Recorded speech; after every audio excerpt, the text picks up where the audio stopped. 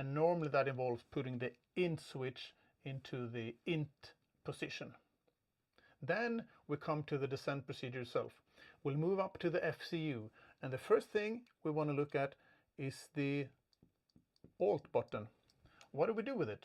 Well, we're going to turn and pull. That means that we're going to open up the plane for an open descent. Setting the altitude is not so important initially. We'll come back to that. Moving on to the left is going to be the heading button. What do we do? Again, turn and pull. We'll make the plane fly a heading. Whether we go left or right, 30 degrees, 45 degrees, doesn't really matter. And it also depends on the airspace we're in or what nation we're flying in. So for this training exercise, doesn't matter, just turn. Step 3, moving further left on the FCU, is the speed button. And again, what do we do? Well, this time we just want to pull, which means we just select the speed, the plane keeps on flying in most likely the Mach that it was when you pulled. Now, we made inputs to the FCU, which means we're going to have to check our modes on the FMA. So there is an FMA call. Of course, those FMA's calls needs to be checked by the pilot monitoring.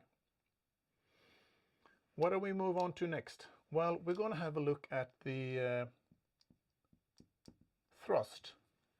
If we for some reason were in manual thrust, we were going to have to select idle.